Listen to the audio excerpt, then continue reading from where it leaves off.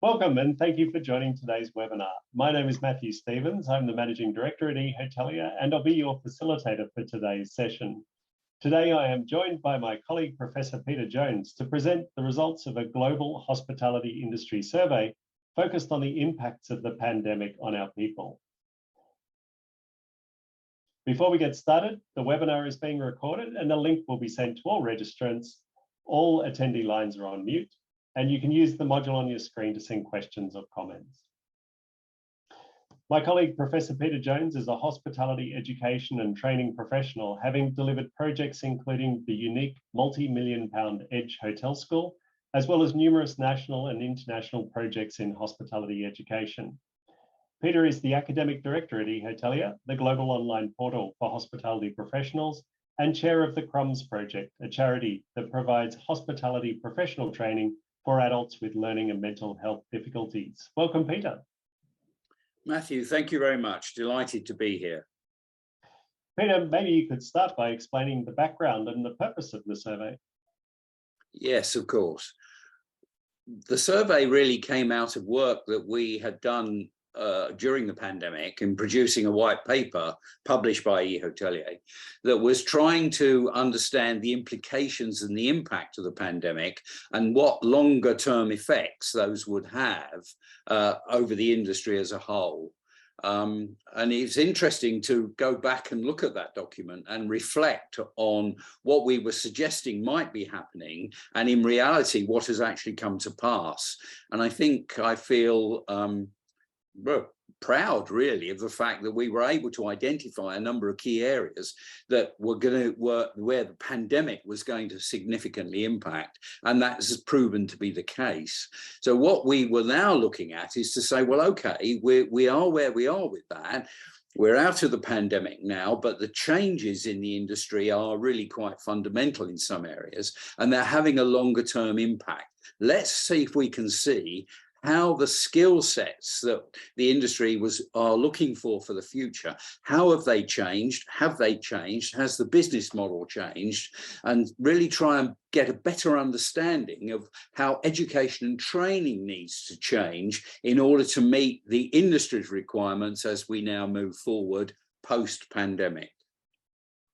And you can see there our global partners in this survey. The survey was distributed to the members of these associations who kindly partnered with us in gathering responses. And thank you to all our audience who participated in the survey as well. So our agenda today, we're going to kick off with an overview of the respondents before presenting and interpreting the results in 4 areas. Firstly, the impact of the industry, the impact on the industry, the impact on recruitment and retention. We'll look at the skills needs for the future, and we'll wrap up with the training and education needs as well. So Peter, could you explain an overview of our respondents?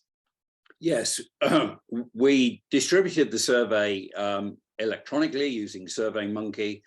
We were able to get over 800 usable completed surveys, usable responses. And as you'll see from the slide in front of you, that we were able to get responses from literally all over the world. And you can see the percentages of the respondents there, but we felt that that gives us a really true international flavor and an international response rate that reflects what's going on in the international industry and not just in one continent or the other.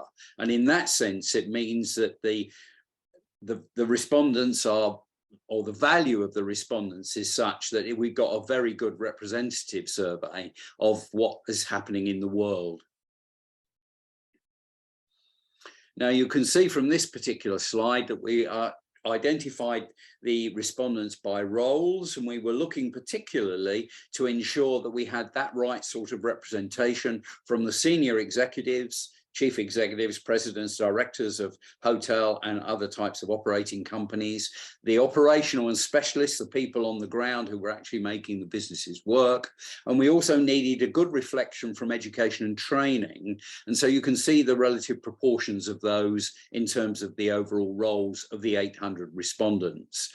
They in turn represented 49% of them were working in hotels, 29% were in restaurants, caterers and allied types of industries, and 22% were from education and training.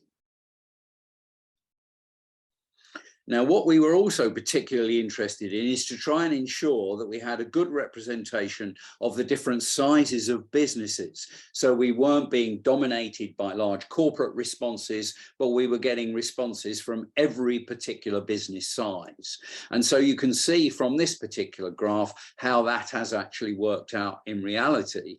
And interestingly enough, if you look at the largest component, the 1,000 to 2,500 members of staff, that represents 17%. And they, of course, would be the major corporate players. But as we go round, you'll also note that we had 14% of the respondents actually were coming from businesses that employed less than 10 staff. So we ensured that the small and medium enterprises, as well as that sort of middle ground, and the corporates were all well represented in terms of the survey overall, and indeed the respondents. Now that gives me confidence that we have a significant response rate that is reflective of the international business as a whole, by size, by distribution, by role, that we actually have a very, very good reflection of what the total industry feels it needs in the future.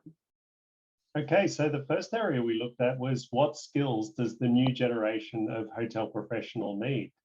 Peter, how did the responses turn out?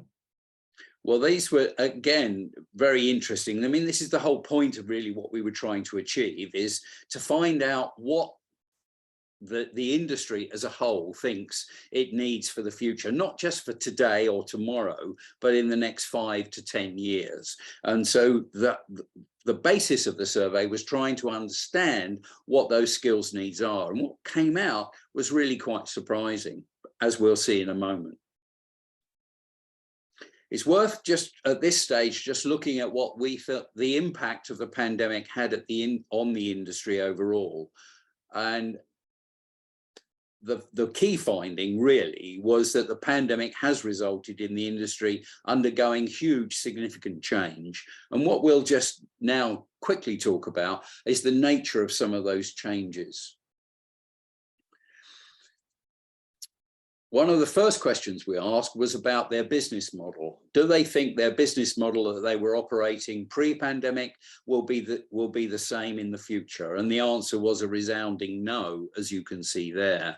And that is then further explained in the next slide when we look at some of those key issues. So yes, they all agreed that it's been significantly impacted. 86% said this was the case. They also took the view that the industry was likely to be smaller and leaner in the future. And I think we're already noticing quite a few issues in that regard, aren't we? Where we've got closure of certain business chains, certain operations are beginning to find it difficult to be able to maintain particularly their business model that was there in the future, in the past, into the future. So we're actually having to find and see that these businesses, unfortunately, are disappearing. So we are already noting that the industry will be smaller and leaner than it was pre-pandemic. And that means, of course, the business model needs to change to reflect the economic, the social, the behavioral changes that we've noticed taking place post-pandemic. Technology does have an important role to play in the future, and we asked a specific question in relation to technology, not to look at whether there might be the impact of things like artificial intelligence or robotics, but how will technology actually impact on the operational roles within the businesses. And yes, it does have and will have an important role to play. But I think it's even worth mentioning at this point that that role is in support of the service that they're delivering. It's not replacing the service that they're delivering. There is also a view that we do have now as an industry to have a real commitment to sustainability. And you can see from the response rate there that that was completely agreed by 94% of the respondents. And this issue about sustainability to meet the UN sustainability goals and to be seen as being a sustainable industry is particularly important. Consumer pressure on looking for sustainability is actually impacting on the way that the businesses have now actually got to be able to respond to that. And finally, here, in terms of the impact of the industry, education and training definitely needs to change, not only to keep pace with the industry and the changes taking place within the industry, but perhaps to reconsider their curriculum development to be able to better reflect the skills needs for the future. So Peter, the second area that we looked into was recruitment and retention. And I don't think anyone in the industry would argue with the fact that staffing, particularly recruitment and retention, is the biggest issue now. What were the results of the survey? Yeah, well, they were just reinforcing big time exactly the points that you made, Matthew. Recruitment and retention are and will remain for some considerable time to come the biggest single issues that the industry is facing. And that applies internationally, it applies to every single size of business. And as we'll see, we move on, you know, we've had to adapt to new work practices in relation to recruitment and retention in order to be able to secure staff. And I'll give you two quick examples of that.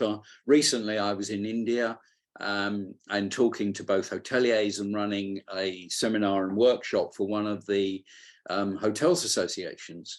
And what was emerging there was, even in places like India, where you would probably argue that staffing wasn't an issue because of the availability of staff, that some of the really big operators and the big brands were actually confirming the view that they need to be much more flexible now in recruiting their workforce and to be able to accommodate those individuals. And a good example of that was one of the major brands was saying that for the first time, they've had to introduce part-time and flexible contracts. So up until now, they've worked on full-time permanent contracts. Now they themselves are recognizing those changes and are having to change their practices. Now, another interesting example is in Europe, where talking to a number of general managers about, and just to give that some insight into a very small segment of that even within their food and beverage staff, whereas pre-pandemic they may have had a staff of, let's say, 30, now that's probably tripled in size because they have had to develop much more flexible working patterns to accommodate the needs of the workforce. So instead of the contract that used to exist, I'm the employer, here is your contract. If you want to come and work for me, that's what it means. Now it's much more a negotiated contract with the workforce, because you need the workforce, but they are almost the ones now saying, yeah, I'd be delighted to come and work for you, but I can only work for you here, here, and here. So this requires a much more complex set of HR arrangements than you've ever had before, and a much more complex set of contractual arrangements in order to deliver the service to your customers. So in terms of the impact and the implications of the recruitment and retention, Peter, can you walk us through those? Yeah, of course. Yeah, well, as you'll see, 94% of respondents still consider this is the biggest challenge and will be the biggest challenge. So what we've seen through the pandemic is we've had losses to the profession. In America, that was called the Great Resign. In other parts of the world, it's just parts of the workforce have just disappeared and they don't intend to come back into the industry.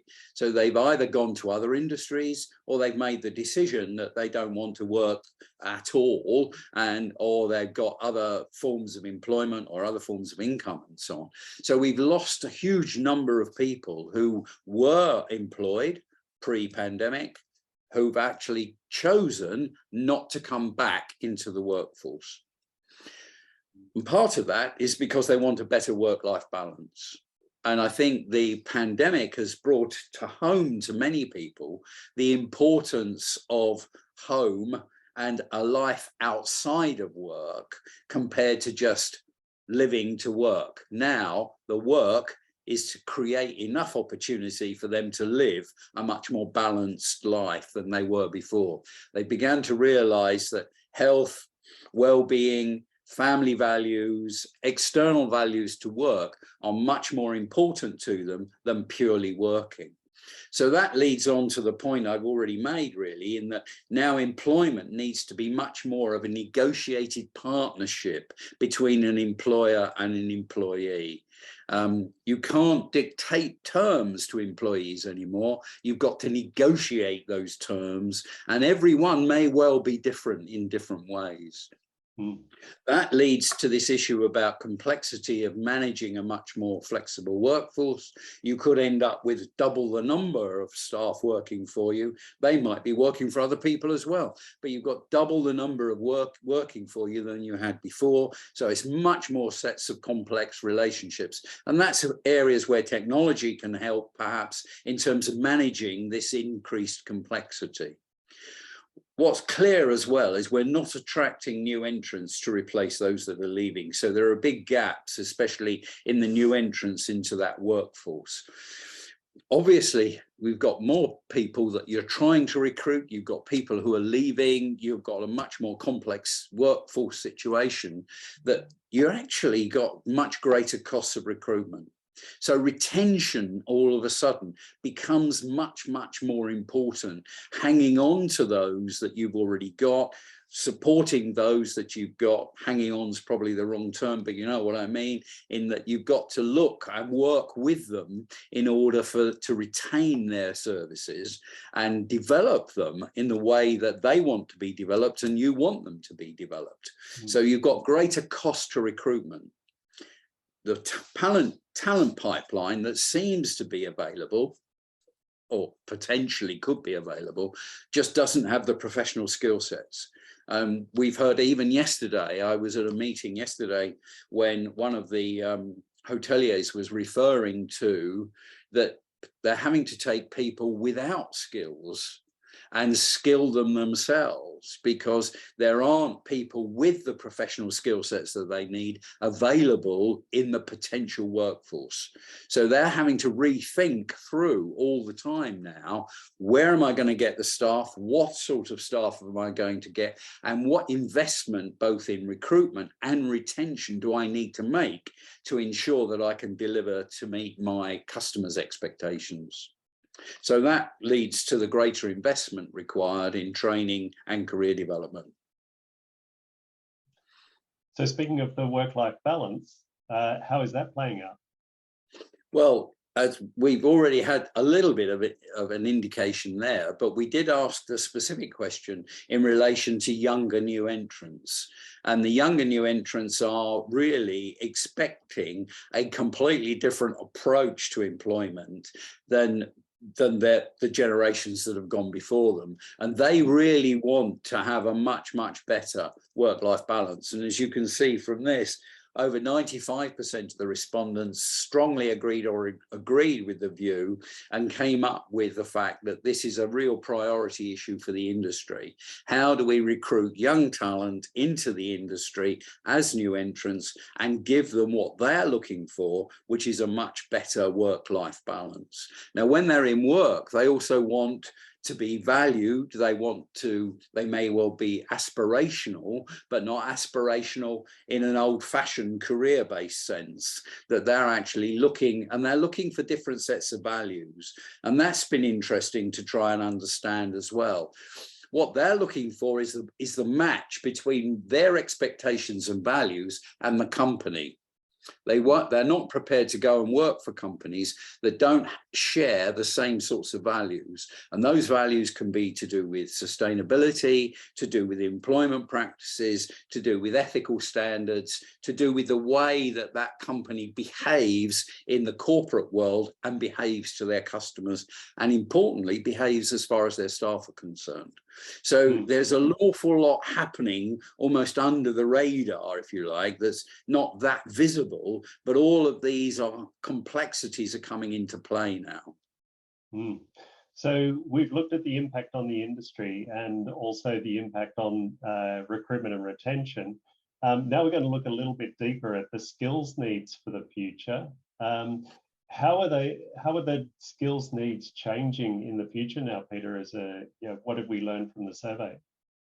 Well, what we learned there, as you'll see from this particular slide, is that there is a clear understanding that we need professional basic skills. They need to be there. Those professional skills are what are required to deliver the service expectation to meet the customer needs. So we've got to recognize that we still have a really big demand for that professional skill sets, all of the things that we value about hospitality and about the industry, and whether they're chefs, whether they're front of house staff, whether it's a barman, whoever it is, they have a huge professional skill set, and we need to value that skill set, but we also need to ensure that we can develop it appropriately.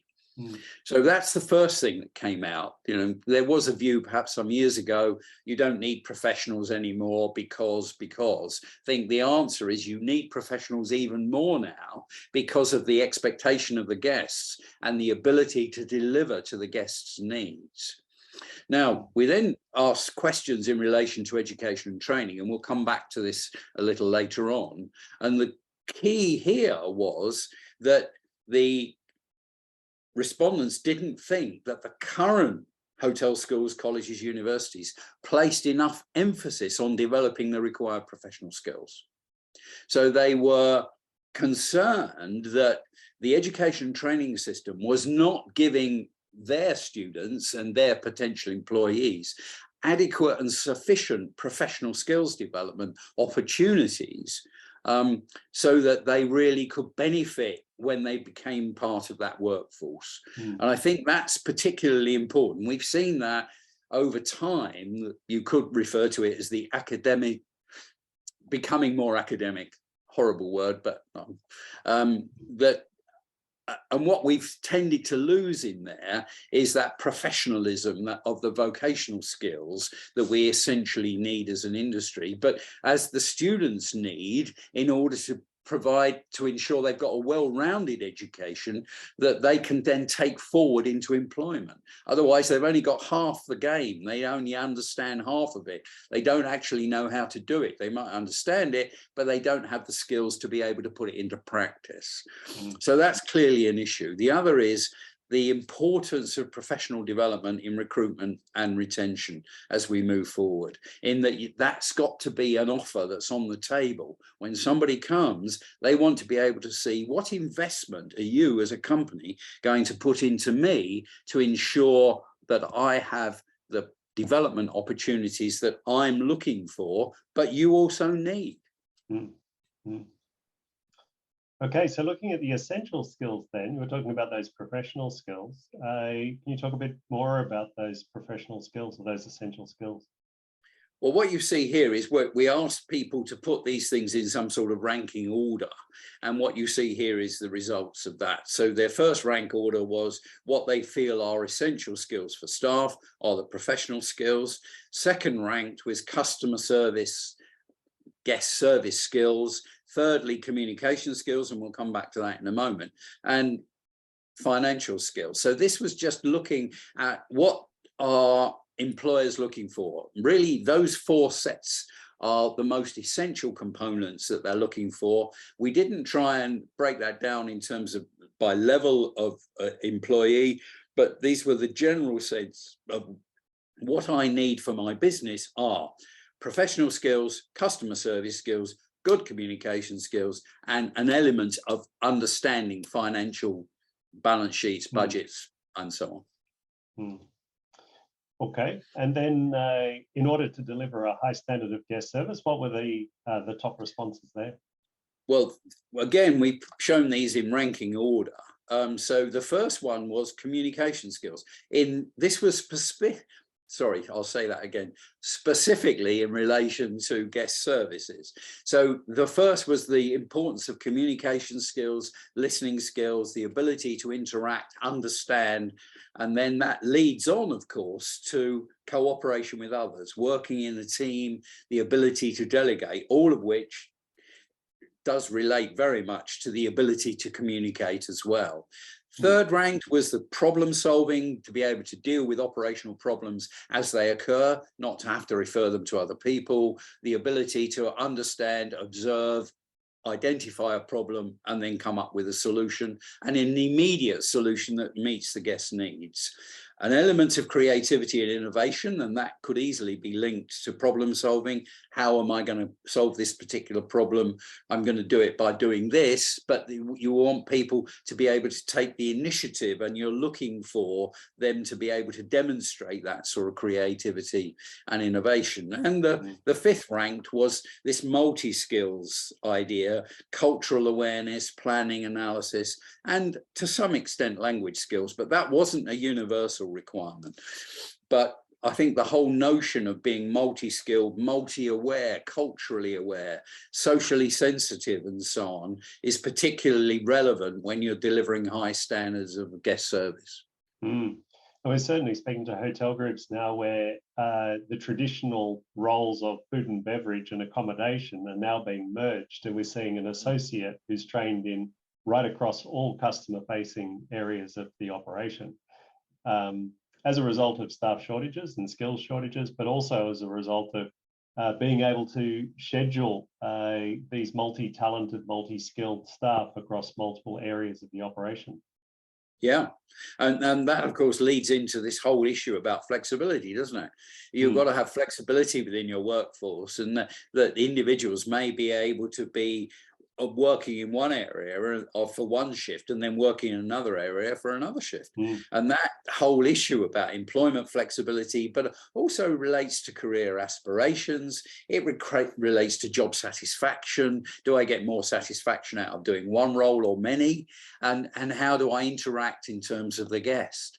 But it is, I think there's a lot there going on there in terms of not just skilling, but this whole notion about sensitivity, cultural awareness, social behaviors, understanding what the customer needs, and how do you encourage that high degree of observation, that high degree of perception amongst your staff to recognize what it is that guests are actually looking for, solve the problem, sort it out, communicate the response, and satisfy the guest.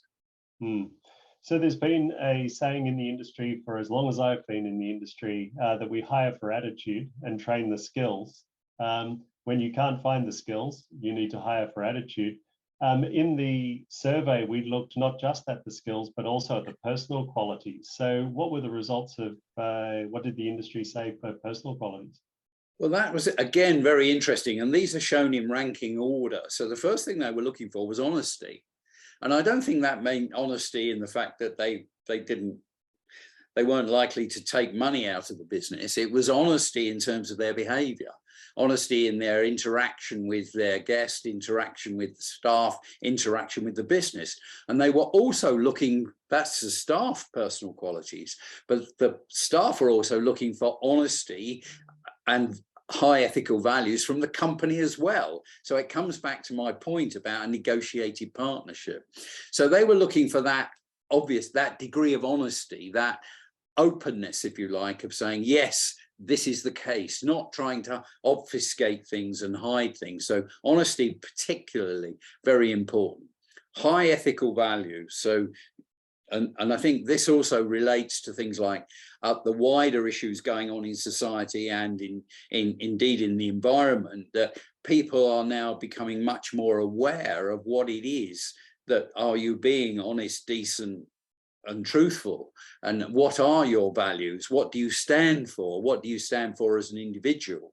And as I said, I think all of these you can also relate almost to the cultural values of the organization. And you've got to get a match now between the personal qualities that the business is looking for and the corporate qualities that the business represents. And that's where these come in. So you've got honesty, high ethical values, trust and integrity. If I say I'm going to do something, I'm going to do it, and I'm going to do it to the best of my ability.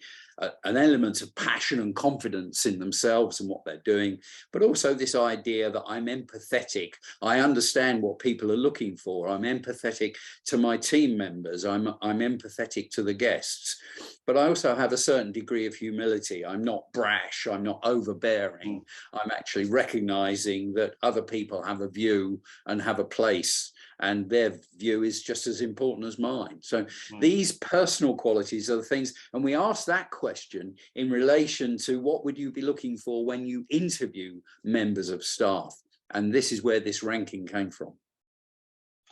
So the fourth area we looked at, which you touched on earlier, is training and education. And the question we asked was, does education and training have to change to keep pace with the changes in the industry? Some fascinating results in this area. Do you want to take us through it? Yes, by all means, yeah. Now, this one is really quite stark in that the industry view of academic qualifications in relation to their staff, we don't know because we haven't done it in the past, but they're saying they're not quite as relevant as what they would see as the professional qualifications or the professional recognition. And that's quite important as far as education and training goes, because that suggests to me that the industry is not really valuing academic qualifications in the way that they may have done or seen them in the past. And that might be to do with this academic drift that might have taken place, that the courses have lost that professional vocational value sets that they used to have. And as a result of that, the industry are saying, well, yeah, it'd be nice to have, but it's not anywhere near as essential as we might have seen it in the past. And that, the counter to that, if you like, is the professional recognition. Now, there's a historical element to this, which I find quite interesting as well, in that for many hoteliers, depending upon when they started off in their careers, they might have been put on a management scheme, a graduate management scheme for a particular company. And of course, it was that degree of professional recognition from that organization that actually was their stepping stone to their next role and their next promotion and throughout their careers. So this idea of professional recognition is not a new one, but because I think we've seen the academic drift going in one direction and becoming less professional, what we're now looking for is how do we recognize the professionalism of the individual? And that is through that recognition through professional development.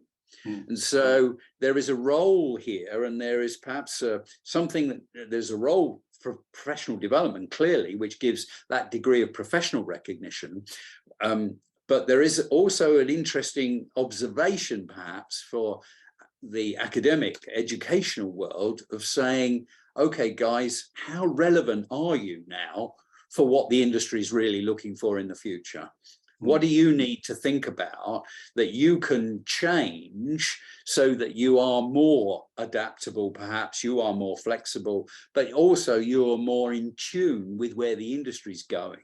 And part of the problems with all of these is that academic qualifications tend to get fairly rigidly set for quite a long period of time without the opportunity for that degree of change. Whereas I think the basic premise of our argument is that the pandemic has caused huge changes in the industry, but it doesn't seem to have had the same impact on education. Education, there's a time lag here, and education needs to catch up with where the industry is now, and also to be thinking of where the industry will be in the future. So in terms of the details, the implications? Well, the first thing that we got out from the survey was that the industry doesn't believe that it's meeting their needs. pretty straightforward. They valued professional recognition over academic qualifications. They were certainly looking for much more flexible career pathways, which means that people's personal development components have to be more flexible in terms of what their career opportunities are. We know that there's a talent pipeline shrinkage, as we called it there, that there are just not that number of people coming through. And that's also a reflection in certain countries, perhaps more obvious than others, is that there are fewer young entrants going into hospitality, hotel related education than there used to be. So that talent pipeline is shrinking. So from an industry point of view, they've got less people coming out through the education and training system to choose from. That in turn means that you're almost in a declining spiral, because you've got less people coming into the education system, less people therefore being able to go on to into the industry. So somehow both the industry and education have got to get their act together to present the industry as a much more attractive career opportunity, but also that's got to be reflected in what the education dimension is doing and how they are delivering the education component, and what the industry is doing and how that works together.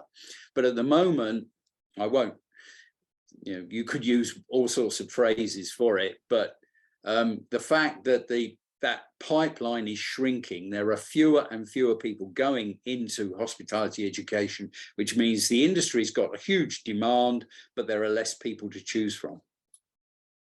So key takeaways from the survey, Peter: the industry is albeit back to normal, or certainly well and truly on the way to recovery.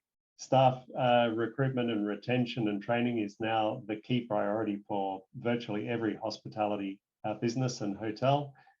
So what are the key takeaways that hotel general managers and business owners should be looking at moving forward? Well, the first one, as we highlighted there, the whole issue about customer service and good value is absolutely paramount. I think there's been a shift in consumer sentiment that's happened post-pandemic, that consumers are actually, they have perhaps less discretionary income to spend. So when they do spend it, they want to ensure that they're going to get very good value for it. That doesn't mean to say they're not prepared to spend, but they want to ensure they get good value. The issue then is about customer service. Is that what's the discriminator here? The discriminator is actually about the customer service. Am I getting good value and good customer service? And that then I'll spend. But if I'm not getting good value, or I feel the customer service is variable, then I'm not going to spend. And of course, the industry is in an increasingly competitive marketplace, because there are so many businesses related out there, and they're all competing with each other. So unless they prioritize customer service and good value, then I'm afraid they're going to find that they are in themselves going to be in a difficult position. So the second we've already highlighted really throughout the entire webinar is staffing is definitely the major challenge. It's not going to go away. So you really got to think through and come up with a completely different type of flexible employment model, much more of this idea of a negotiated partnership in order to try and overcome some of those challenges. But it's interesting to note that where you've got businesses which are still, and they will for some considerable time to come, still face those challenges, what they're having to do and what they're deciding to do is to change their operational practices so that they can deliver customer service and very good value. And there are some very renowned restaurants, certainly in London, where they've said, no, we're not going to do a lunch service because we haven't got the staff to be able to deliver to the standards that our customers expect. So they're modifying their operations in order to, within the resources they have available, which of course would never have happened pre-pandemic, but now is a real issue. So that's the combination of saying, I haven't got enough staff, but I need to deliver the right customer service and the value. So I will restrict when I can deliver that service. Now that works for restaurants, but it doesn't work for hotels. You can't say sorry, we're not going to be open on Wednesday afternoon. So you've got different challenges in hotels than you have in restaurants, but you know, all these things are still equally applicable, and you've got to really think through what the operational implications are. And as we've said, technology can help, but is not a substitute for guest service. Education and training, we know, is not meeting the needs. And they really have got to think through, education in particular, has really got to take that on board now and think through and say, okay, what do we need to change? How do we need to change it? And a lot of it is related to things like soft skills development, you know, the personal characteristics. How do you encourage the development of those within the education training system? And how do you ensure that the professional skill sets that gives the student the confidence to go and work in an operational role in the industry, how do you develop those sets of skills within the context of your curriculum, when your curriculum may increasingly look much more academic than it did in the past? So that's some big challenges for education and training. And the last point, I think the industry and education needs to get their act together to provide that sort of aspirational yet flexible career package. And that's where it differs now from where it might have been in the future, where a career path could have almost been plotted out. Now you've got to be much more flexible because the individual's needs have changed, the individual's values have changed, and they're looking for something different. But the final point, I think everybody has to take the responsibility for the professional development and training of their own staff. If you'd like to receive a copy of the full report when it's released, you can email insights@eHotelier.com or connect on LinkedIn. Thank you again for joining us. Take care and safe travels.